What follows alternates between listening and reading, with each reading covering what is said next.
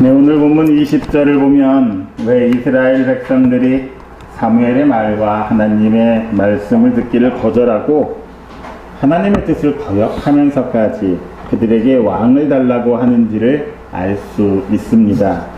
그들이 왕을 달라고 주장하는 가장 근본적인 이유, 그 말은 바로 우리도 다른 나라들 같이 되어라는 말입니다. 이 표현을 보면 이스라엘 사람들은 왕이 없는 그 상황을 자신들의 열등한 상황, 열등의식을 가지고 보았다는 것을 알 수 있습니다. 이 말을 조금 바꾸면 어떻게 되겠습니까? 우리도 다른 나라들 같이 되어가 아니라 우리도 다른 사람들 같이 되어 우리는 이렇게 생각하며 살아가는 게 아니냐는 것이지요. 항상 다른 사람들하고 비교하면서 나는 뭐가 모자라고 뭐가 부족하고 그 열등의식에 사로잡혀 살아가고 있다는 것입니다. 이스라엘 사람들이 왕을 가져야 하는 이유는 남들이 다 가지고 있는 그런 왕이 자기들에게는 없기 때문이었습니다. 왕이라는 어떤 그 모습, 겉모양만 보면 얼마나 화려하고 멋있습니까? 위엄 있고 웅장하지요. 화려한 왕복을 입습니다. 손에는 호를 주고 머리에는 왕관을 씁니다. 이보다 더 화려한 모습은 없을 것 같습니다. 그러다 보니 그 모습에 정신을 빼앗기는 것이지요. 마음을 빼앗기게 되는 것입니다. 우리 또한 그렇다는 것입니다. 다른 사람들의 어떤 화려한 모습을 보고 내 마음을 빼앗기고 내 정신을 빼앗겨서 그렇게 되기를 자꾸 열등의식을 가지고 바라본다는 것이지요. 프랑스 왕이었던 루이 14세는 짐이 곧 국가다 이렇게 말했습니다. 자신이 곧 국가지요. 자신이 원하는 것이 국가가 원하는 것입니다. 그리고 자신의 말이 곧 법이다 이런 생각을 했던 것입니다. 이게 바로 왕들이 생각하는 기본적인 생각입니다. 왕의 말 한마디에 모든 백성과 신하와 군대가 움직여야 합니다. 그의 말이라면 모든 사람이 머리를 조아려야 하지요. 날마다 진수성찬을 먹습니다. 내가 왕이라면 상상만 해도 멋진 일이겠지요. 하지만 세상의 모든 사람이 왕이 될 수는 없음을 알아야 합니다. 우리가 이 절 앞에 11절에서 17절까지를 다시 한번 곰곰이 생각해 봐야 할 것입니다. 그렇다면 진짜 왕은 멋진 것입니까? 자기를 위해서만 모든 권력을 사용하는 그런 사람은 멋진 사람이라 말할 수가 없습니다. 왕이 그 모든 것을 누릴 수 있었던 것은 철저히 백성들의 희생이 있었기 때문에 가능한 일이었습니다. 하나님께서는 사무엘을 통해서 왕이 있게 되면 백성들이 얼마나 굶주릴지 고통받을지 그리고 힘없이 죽어갈지를 경고하셨습니다. 그리고 이것은 사실 그냥 경고로만 그친 것이 아니지요. 이스라엘의 유다와 북이스라엘의 모든 왕들의 역사, 뒤에 열왕기를 보면 알겠지만 그들은 자신을 위해 살았지 백성들을 위해 살지 않았던 것입니다. 그들은 심지어는 하나님의 징계를 받으면서까지 자신만을 위해서 살았던 사람들이었습니다. 그 왕의 잘못함으로 인해서 얼마나 많은 백성들이 고통을 당했습니까? 그렇게 본다면 하나님께서 그들의 요구를 들어주신 것, 왕을 달라고 했을 때 왕을 주신 그 일은 이스라엘에게 있어서는 복이 아니었음을 알아야 합니다. 어쩌면 왕이 없이 하나님께서 직접 통치하셨던 그 시대가 그들에게는 은혜이고 복이었을 것입니다. 우리 또한 마찬가지 아니겠습니까? 내 삶을 나나 다른 어떤 것들이 지배하는 것이 아니라 하나님이 나를 통치하시고 나를 주장하실 때 내 삶이 가장 안정되고 편안하고 그 삶이 복된 삶임을 알아야 합니다. 왕이 없었을 때 그들은 왕이 없었기 때문에 자신들의 자유를 가질 수가 있었습니다. 하지만 왕이 생기고부터는 내 자유를 마음껏 누릴 수가 없었던 것입니다. 왕이 없었기 때문에 그들은 착취받지 않고 억압받지 않았습니다. 인권이 있었고 자율이 있었습니다. 경제적으로 풍요롭지는 못했지만 빼앗기지는 않았다는 말입니다. 그런데 이스라엘은 반대로 생각했지요. 그런 왕이 없는 것을 자신들의 부족함이라 생각했습니다. 그래서 항상 간구하지요. 채워달라고. 가득가득 채워달라고. 남들과 똑같이 되게 해달라고 그렇게 기도하고 간구했던 것입니다. 어쩌면 우리도 그렇지 않냐는 것이지요. 우리 또한 결여, 부족함 이런 것들에 대해서 다시 한번 생각해 봐야 할 것 같습니다. 내가 모자란 거, 내가 부족한 거, 그게 정말 부족한 것인지 아니면 그것이 나에게 복인지 생각해 볼 수 있어야 할 것입니다. 나이를 들어가다 보면 건강이라는 문제를 많이 생각하게 되지요. 예전의 몸과 지금의 내 몸이 내 것 같지 않다는 것입니다. 그러다 보니 사람들이 원하는 건 항상 예전만큼 채워지기만을 기대하고 기억합니다. 그런데 그것은 불가능한 것이지요. 오히려 건강이 안 좋아지고 건강이 조금씩 나빠짐으로 인해서 다른 면들을 살펴볼 수 있음을 알 수 있습니다. 그동안 내가 얼마나 편하게 살았는지 감사해야 할 제목이 또한 생기는 것 아니겠습니까? 이제 몸이 아프고 보니 보이지 않던 것들이 보입니다. 건강했을 때는 다른 사람들을 알지 못했고 이해하지 못했는데 이제 내가 아파 보니 그 사람들의 상황을 조금씩 알 수 있을 것 같습니다. 왜 어른들이 일어날 때마다 아이고 아이고 하고 왜 일어날 때마다 시간이 걸리는지 이제 조금씩 알아가는 것이지요. 부족한 것은 궁핍이나 결여가 아니라 오히려 그것이 또 다른 은혜의 시작일 수 있음을 우리가 알아야 합니다. 우리는 모든 것이 갖추어져 있을 때, 모든 것이 완벽하게 채워져 있을 때 그게 복이라 생각하기가 쉽습니다. 그런데 반대로 부족해 봐야 정말 복된 삶이 어떤 삶인지를 알 수가 있는 것이지요. 사도 바울의 경우는 어떻습니까? 그는 참 많은 것을 가진 사람이었고 많은 능력이 있었습니다. 많은 사람들이 부러워할 만한 것들을 다 가지고 있었지요. 하지만 그에게 부족한 것이 하나 있었습니다. 그것은 건강이었습니다. 그의 육체에는 가시 곧 사탄의 사자가 있었습니다. 바울은 고린도후서 12장 7절에서 이렇게 말하지요. 같이 한번 읽겠습니다. 여러 계시를 받은 것이 지극히 크므로 너무 자만하지 않게 하시려고 내 육체의 가시 곧 사탄의 사자를 주셨으니 이는 나를 쳐서 너무 자만하지 않게 하려 하심이라. 바울만큼 방언에 능한 자가 없지요. 바울만큼 영의 세계에 깊이 들어간 사람이 없습니다. 그러니까 지극히 큰 것을 받았는데 그렇게 큰 걸 받다 보면 자만하게 될까봐 하나님께서는 육체에 가시를 주셨다. 자기 스스로 그렇게 말하고 있습니다. 사실 바울은 이 육체의 가시를 제거해달라고 하나님께 3번이나 간구를 했습니다.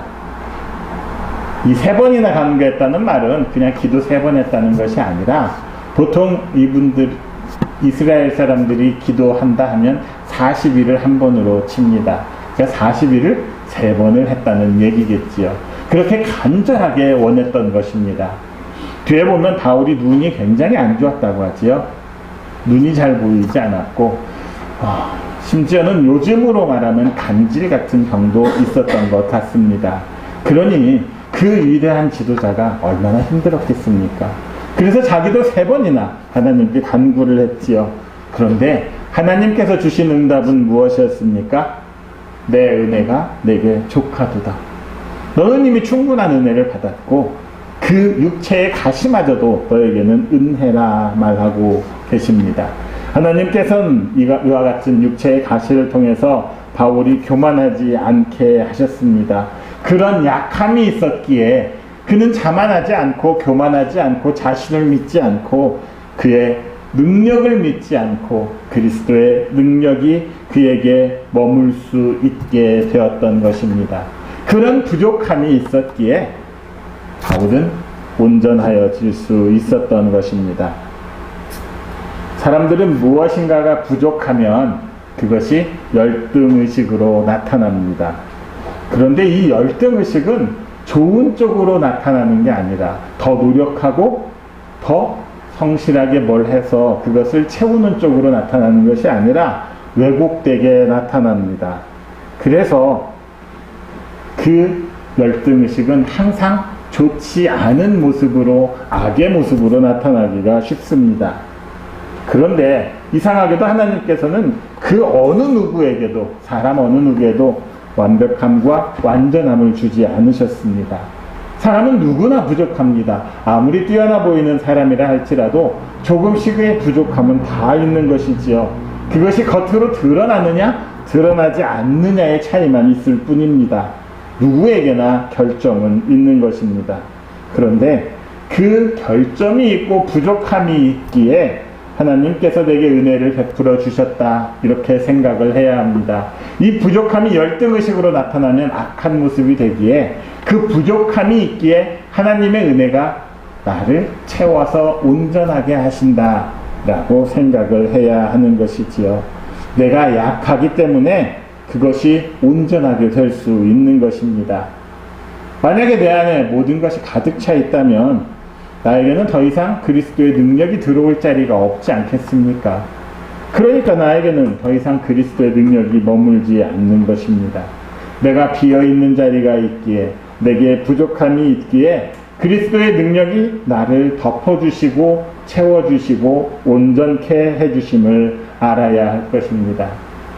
내 안에 부족함이 있을 때 사람들은 자꾸 내 인생에서 돈으로, 명예로, 권력으로 그것들을 채우려고 합니다. 그 부족한 자리는 그것들이 채워야 할 자리가 아니지요. 하나님이 계셔야 할 자리입니다. 하나님으로 채워져야 할 자리입니다. 하나님이 계셔야 할 자리에 세상에 다른 어떤 것을 둔다면 그것은 바로 하나님의 통치를 거부하고 그 자리에 세상의 왕으로 대체하려고 했던 이스라엘 사람의 어리석음과 조금도 다르지 않음을 우리는 알아야 합니다. 하나님이 부족하게 만드신 것은 그 자리를 하나님으로 채우라고 하신 것입니다. 지금 여러분의 마음에는, 여러분의 인생은 얼마나 차 있습니까? 혹시 세상의 것으로 가득 차 있지 않습니까? 내 마음 안에 세상에 어떤 것들을 가득 채워놓고 있지 않습니까? 그러다 보니 가지면 가질수록 욕심은 더 나는 것이지요. 나에게 없는 세상의 그 무엇으로 인해서 나의 열등감은 점점 더 커져가고 있는 것입니다. 열등감이 커져가면 세상의 것들로 채우기 위해서 우리 주님을, 우리 주 예수 그리스도를 내 인생의 밖으로, 내 마음의 밖으로 자꾸 몰아내고 있는 것은 아닙니까? 만약 하나님의 자리에 하나님이 아닌 그 다른 어떤 것, 무엇이든지 그것이 자리를 차지하고 있다면 그것들을 다 내려놓으시기 바랍니다. 오직 하나님만으로 내 삶을 가득 채우고 하나님만이 내 인생의 주인 되심을 고백하는 여러분들이 되시기를 바랍니다. 오늘도 나의 부족함이 곧 은혜임을 깨닫고 그 부족함을 예수 그리스도의 은혜와 능력으로 채우는 여러분들이 되시기를 바랍니다.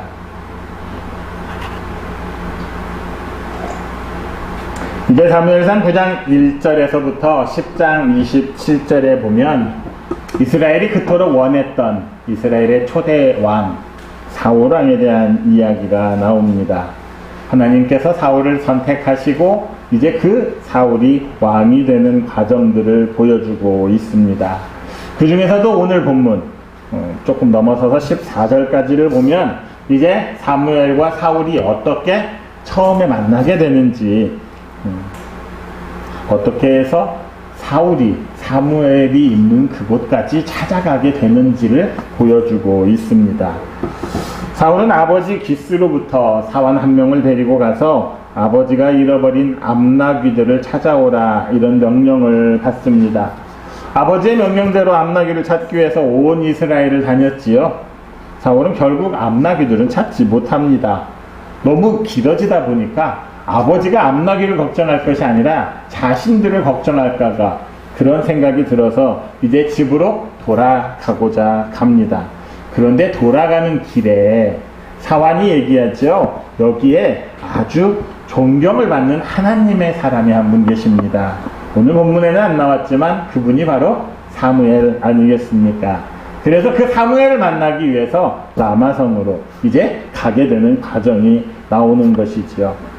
자, 오늘 본문 1절과 2절을 보면 사울이 어떤 집안의 배경을 가지고 있는지, 그의 사람됨은 어떤지 외형에 대해서 설명을 하고 있습니다.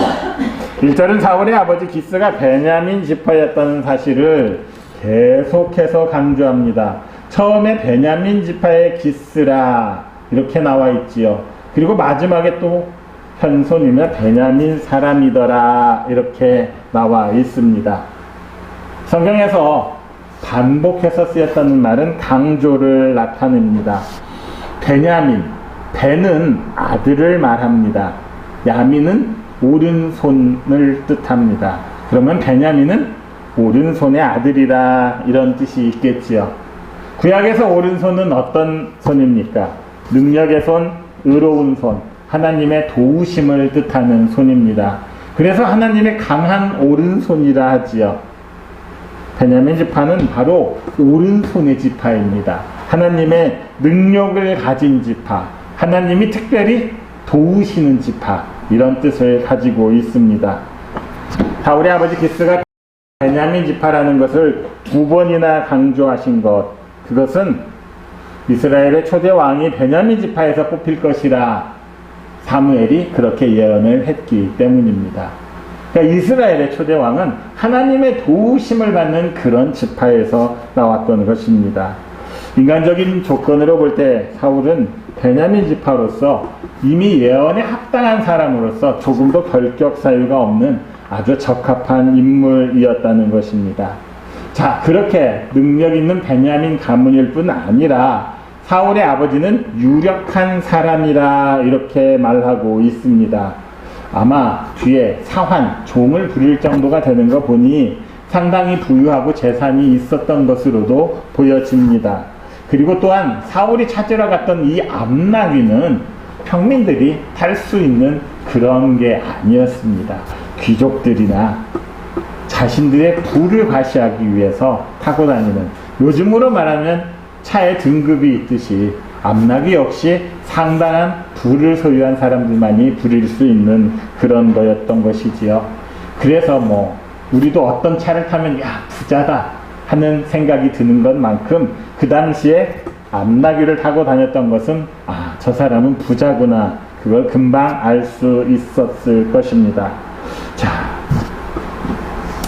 9장이 시작이 베냐민 지파이고 유력한 사람이라는 말로 사울을 시작하고 소개하고 있습니다. 그런데 이 베냐민 지파라는 것과 유력하다는 말은 이스라엘이 요구하는 왕의 조건이 어떤 사람인지를 우리가 알 수 있게 해줍니다. 이스라엘이 인간적인 기준으로 어떤 조건들을 가진 왕들을 원했는지를 볼 수가 있다는 것이지요. 8장 20절은 이렇게 말했지요. 우리도 다른 나라들 같이 되어 우리의 왕이 우리를 다스리며 우리 앞에 나가서 우리의 싸움을 싸워야 할 것입니다. 왕이 할 일이 딱 하나로 정리되고 있습니다. 우리 앞에 나가서 우리의 싸움을 싸워야 할 사람. 그들을 다스리면서도 전쟁이 나면 자기들을 이끌고 나아가서 싸워서 이길 수 있는 그런 용맹한 인물을 원했던 것입니다. 거기에 베냐민 지파가 적합하다는 것이지요. 왜냐하면 베냐민 지파는 이스라엘의 12지파 중에서 가장 용맹스러운 지파입니다.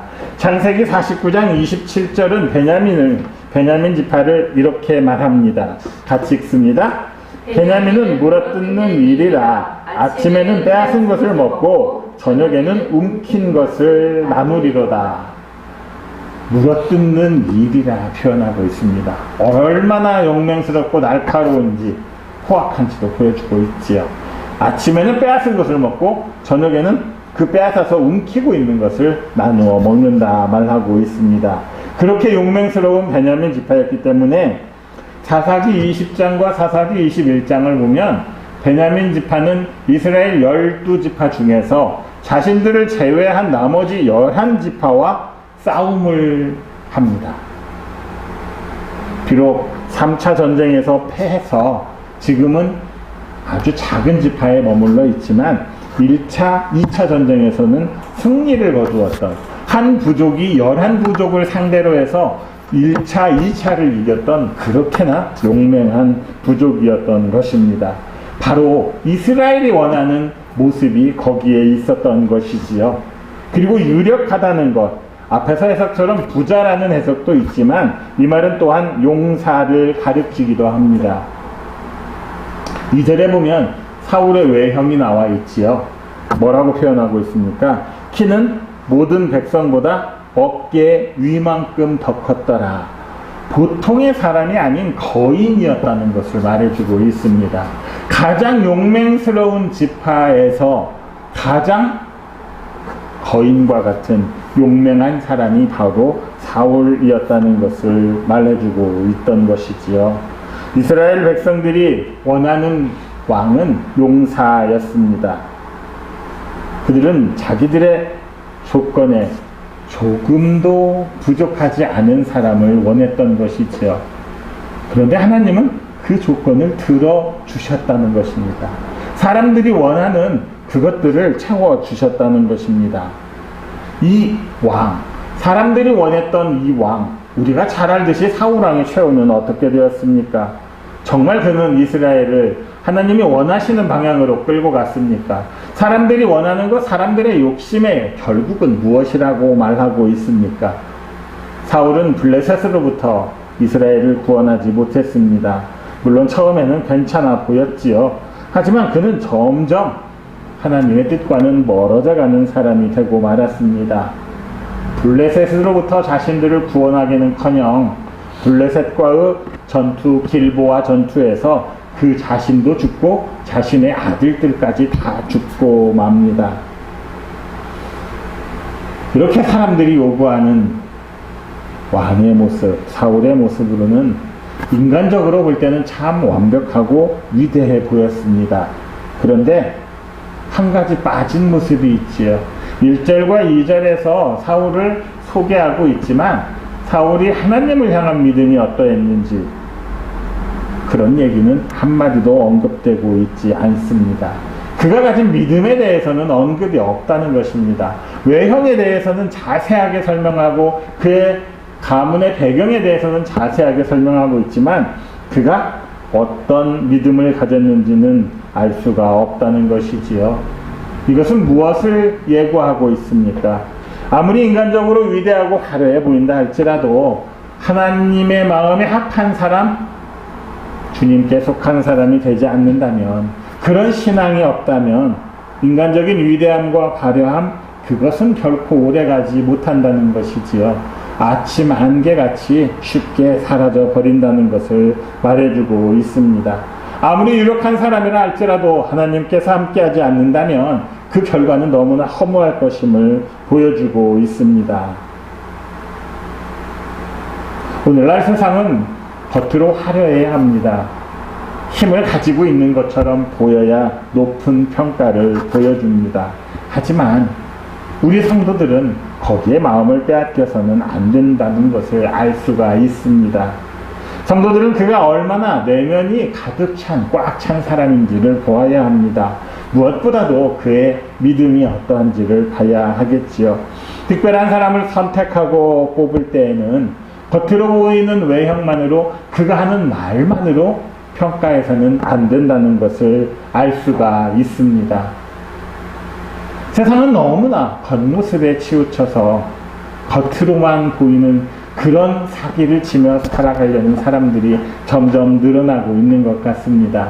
하지만 이 시기에 오늘의 말씀을 비추어 볼 때 아무리 겉으로 훌륭하고 위대해 보인다 할지라도 하나님을 믿지 않는 사람, 하나님의 마음에 합하지 않는 사람은 결코 그 뜻대로 이루어질 수 없음을 우리가 알아야 할 것 같습니다.